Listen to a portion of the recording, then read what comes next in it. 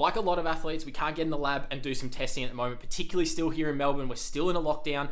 So the best alternative is to do a field-based test, or what we call a maximal aerobic power test, MAP, at home. Jump in on the kicker behind me. I'm going to jump into a test of my own, take you through the data at the end and break it down as to how I actually obtain training zones from a field test like this. Yes, it might not be as good and as perfect as what we would like in the lab, but it's the next best thing given that we can't actually get into the lab at the moment, and particularly for some athletes who might not have access to labs where you are. Without any further ado, let's jump into the process of me going through my own MAP test.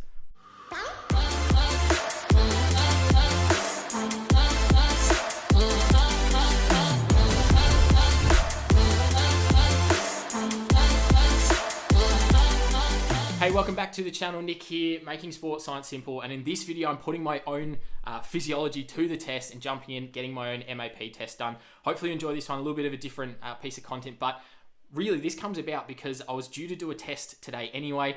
I'm in my off season. So if you haven't been following my channel, my main sport, if you like, or my main performance athletic endeavor is umpiring Australian rules football. So I'm largely a running based athlete. I'm now in off season. COVID's kind of played havoc with my normal season. We ended it early, didn't get through and didn't get to finish the season, unfortunately. But what it means is now in my off season, I'm trying to take some time off my legs and really keep fit, but not sort of break myself down by doing too much running. So that's where the bikes come in. Really started to get back on the bike the last couple of weeks. Just some easy rides, some introductory stuff, but now I want to take it a bit more seriously and actually start to improve and really focus in on some specific wattages, specific heart rates to maximize that time on the bike. So that all starts with doing an MAP test. And we've talked about field-based testing and things like that a little bit before on the channel. But if you're unfamiliar, an MAP test is what we call a maximal aerobic power test. We're looking at what is the minimum wattage to elicit a VO2MAX like intensity. So it's a good alternative because it matches up really well. When we do testing in the lab, the power output that we get from the end of this MAP test is very, very similar to what we see where that oxygen consumption plateau occurs from a lab perspective. And that's that identification of actually hitting VO2MAX. Knowing that point, if you've watched some of the previous videos talking about training zones, things like that, we can actually take some reasonable estimates, if you like, or ideas around where some of our training zones might fall, where LT1 and VT1, our anaerobic threshold or FTP might sit as well.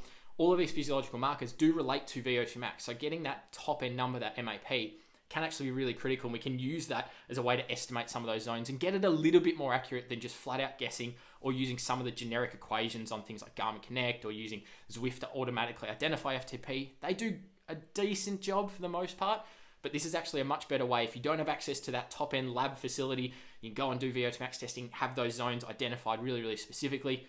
This is probably a good alternative. So I'm going to take you through, quickly show you the setup in terms of what I'm using. You can see the bike behind me. I've got my bike set up, my road bike set up on the kicker, and I'm hooked up to Zwift. So I'm going to spin around in a second, show you the custom protocol that I put into Zwift and I use to be able to get this MAP test done. And then we're going to jump into it and actually put myself through the test and see how we go. So here we go, guys. This is my custom protocol that I've set up. Yes, there is a ramp test or a couple of ramp test versions of this protocol already in Zwift that you can use. I like to do a custom one because I know I'm not going to get anywhere near the top end of this, and I've actually set this one, you can see all the way over here, this is at 360 watts, which I definitely know I'm not getting anywhere near, but basically it's just a ramp test. So all this MAP test is I'm going to start out at 100 watts, and every minute I'm going to increase by 20. So you can see 100, 120, 140, all the way up. And I've just set it to go way above my expectations at 360. I think I'm probably going to get maybe somewhere close to 280, 300, I'm hoping.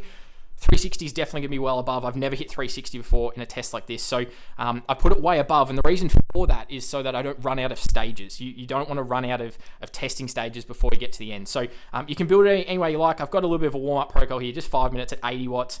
It is a ramp test, so it gradually increases the intensity. So I don't have to do too much in a warm-up sort of space here. But I do want to start a low intensity to make sure that I'm well ready to go by the time I get into this higher 200 range where I'm starting to get to my max. So there's the protocol. Let's jump into the test and actually give it a crack, see how we go.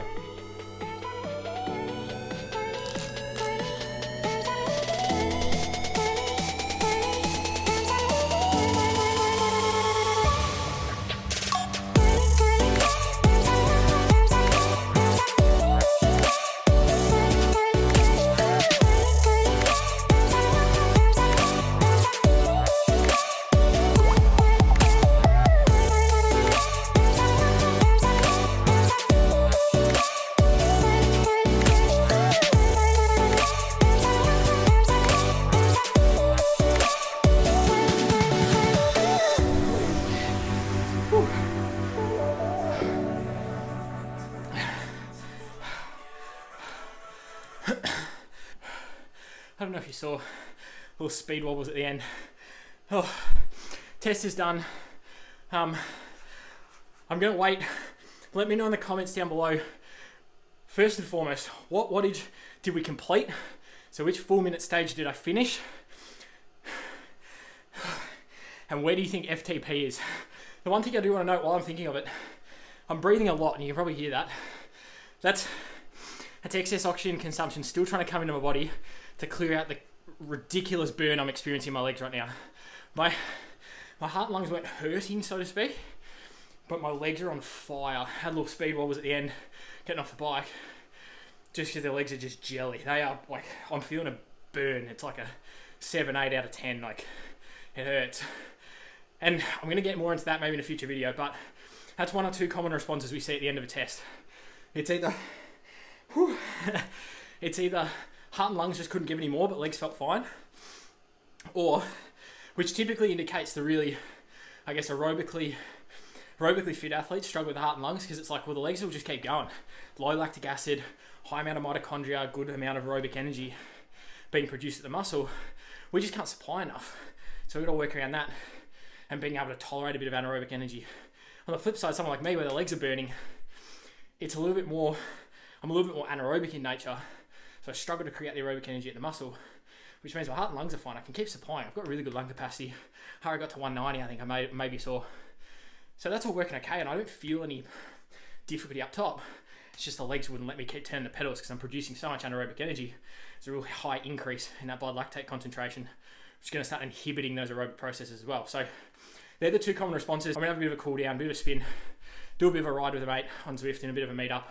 Then I come back later, we'll analyse the data, have a look where the training zones are at. And yeah, we'll catch you on the other side of the recovery. So we finished up the test. We've jumped over to the computer, download all the data. I'm going to take you through it now. So let me know down in the comments. As I said before, let me know what you think MAP is going to be. Going to reel that in a moment, as well as FTP. So you can see here, download on Training Peaks. Obviously, I did the test via Zwift. So I've taken out speed and what our elevation was doing, just because it was all over the place based on where we were on the course on Zwift. Obviously, no, that's not going to be an accurate indicator for anything here. We're just looking at the erg mode statistics. Did a bit of a warm-up protocol. Yes, there's some dropouts here and there because I went and just moved the camera around and turned the fan on and things like that to make sure I was able to get through the test okay. We get through the warm-up, and then we can see the test begins here. So 100 watts in the first one, a little bit up and down just while the erg sorts itself out, and then 20 watt increase every minute all the way up until our max. But something I did want to highlight is with a ramp test like this, it makes that acute responsive heart rate really, really obvious. With exercise intensity increases, we get an increase in heart rate. And you can see we're down in the 120s early on. We end up going all the way up. I'll try and avoid showing you what wattage is. It's probably going to show you anyway. Maximum heart rate, you could see was 193 beats per minute over on the right-hand side here.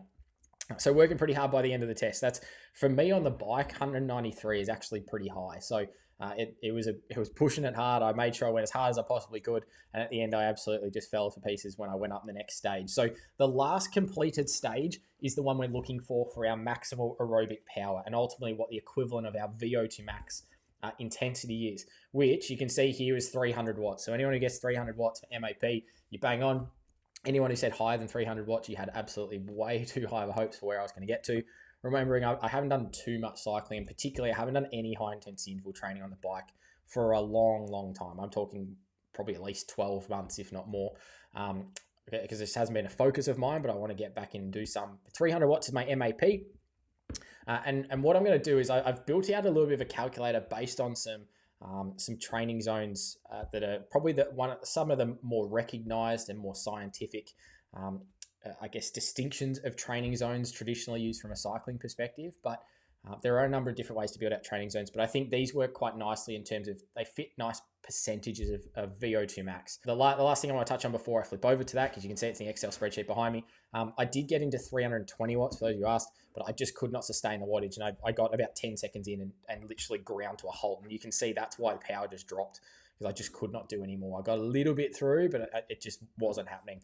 Real struggle. So 300 is my last completed stage. So if we jump over to our training zones, this is basically a breakdown of just percentages of MAP to allow us to get some ideas of where we should be targeting, our training. So ultimately, this little calculator I've built, and let me know in the comments if you want me to make this accessible. I can put it up on maybe my website will make it available that way if you want to get access to these zones. There's nothing fancy about them. It's just a set of calculations to get us percentages, but they can be kind of useful when we're using this field test as we are in this circumstance. So 300 goes in the top. You can see here we've got all of our zones broken down. So we have our active recovery, basically 0 to 40% of MAP is a really safe zone to be in. 56% of VO2MAX is what I like to use in the lab. So when I've got VO2 data, I've got the oxygen consumption, I use 56%, but I'd rather be a bit cautious because we want to factor in potentially, depending on the power meter, depending on the recording, depending on the actual data, I could be actually over or underestimating where VO2MAX is a little bit because I'm not directly measuring it. So I would rather be a bit cautious and use slightly less than that traditional 56%. Really, anything under 120 watts, I know within myself that it's really, really comfortable. 120 watts and above is where I actually start to feel like I'm working, and that's where our long endurance is going to come from. This zone 1, this long endurance, going out and building those really easy base Ks, is going to be between 120 and 165 watts, so 40 to 55% of MAP. So long endurance, difference between that and solid endurance, you can think about that. When I've talked about a 5-zone system before, it's the zone 2, basically bottom, and it's the low end and the upper end. So if I'm going out and just trying to build really easy Ks, 120 to 165 is my ideal.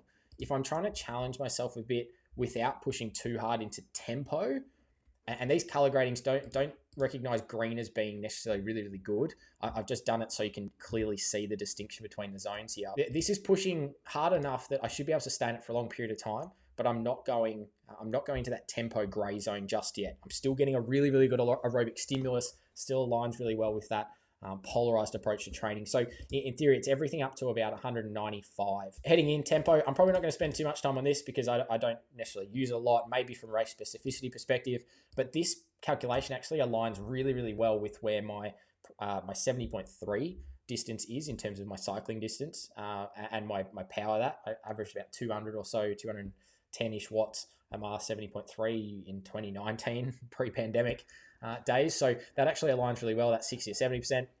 Sub-threshold and threshold, I'm not going to do too much training in here, but if you are interested, FTP would sit within this zone 5. So this 70 to 85% of MAP range. It's 210 to 255. I'm going to say, based on this, like not necessarily does it mean 255 is my FTP. In theory, it should be the upper end of it, upper end of this range. But I'm going to say it's more close to maybe an 80%, which actually probably gets me about a 230. Let's split the middle here, 230, 235. Given that I haven't done much cycling training at all, I probably expect to have a low percentage of VO2MAX is what my FTP would be at. Rather than a higher percentage at 80 or 85 or 90. I'd probably be at an 80%, I would think, if I lab tested with blood lactate data. So I think this probably overestimates a little bit. So I'm going to say, for the purposes of this video, 235 or 230 is going to be my FTP. So if you guessed that in the comments down below, well done. Again, if you're over or underestimated, I appreciate you thinking I'm a lot better than what you thought, or what I am. But if you underestimated, not actually that bad. I'll take 230. For a non-cyclist, 230 is pretty handy to have, particularly for a smaller athlete too. I'm only sort of mid 60 kilos, so it makes it hard to produce that big power. It's really the key stuff. These zones down here are probably the big ones that I'm going to be spending most of my time on from a bike perspective, as well as the 1 and 2, so the long and solid endurance. And maximum aerobic stuff, so we're talking 80 to 110%. This is probably going to be more of our long interval. 2 to 4 minutes in length, equal work to rest ratio commonly, or more work than rest, driving some really positive aerobic adaptations through high intensity interval training. And then the short interval stuff, I might not do too much of this. It's not really applicable to me because I'm not trying to get specific to cycling. I'll probably reserve this maybe for running as I get back through my running preseason. But this would all be your short hits, so your 30 on, 30 offs, 15 on, 15 off, really short and sharp. Getting the oxygen consumption up in the lower ends, that 110, ideally probably 120% of MAP for things like 30 second on, 30 second off, if we're having a passive recovery, or we'd do 110% of MAP if we had 30 on, 30 off with a active recovery at like 65% or something, keeping the pedals turning. But anything up to like 150% would be really sprint. Like we're almost doing, we're definitely doing more anaerobic style efforts there. And that's probably more applicable for sprinters for crit racing and things like that. So again, probably not as applicable for me. So out of this information, the zones I'm going to be largely using are these ones here, the endurance zones, maybe a bit of the recovery as well. and predominantly this zone 6. Really polarized approach, as simple as it is, getting maximum bang for buck when it comes to building the top end of the engine and building out some power. I really want to ideally try and get this MAP up, and maybe I'll do another video in a couple of months' time of another MAP test, comparing some of the results and see how we've improved, or if we've improved at all. Is really the breakdown of my MAP test. Hopefully got a bit out of watching the inside of how I go about a field-based test. Ideal scenarios, we'd be in the lab, like I said at the beginning of the video, but obviously can't do that at the moment. So next best thing is to do a field test, do an MAP test at home. Like I said, if you want me to make these available in terms of this training zone calculator, leave it in the comments down below, and I can work out a way that I can get that to you, because it's a really easy way to get some reasonable zones. They're not the perfect accuracy. As we said, there's some overestimation in there in terms of FTP and maybe some underestimation elsewhere, but it's the type of thing, it's going to get you reasonably on the right track, and it's better than just flat out guessing or using a generic equation based on a generic heart rate equation like 220 miles your age. I'd much rather use power and have a little bit more of an understanding of where that sits. So let me know if there's any questions around it. Hopefully you got a bit out of this video, a little bit of a long one, a little bit of a different piece of content for this channel as well. Let me know if you enjoyed it. But thanks for the support on the channel as always. I'm going to leave it there, and we'll see you in the next one.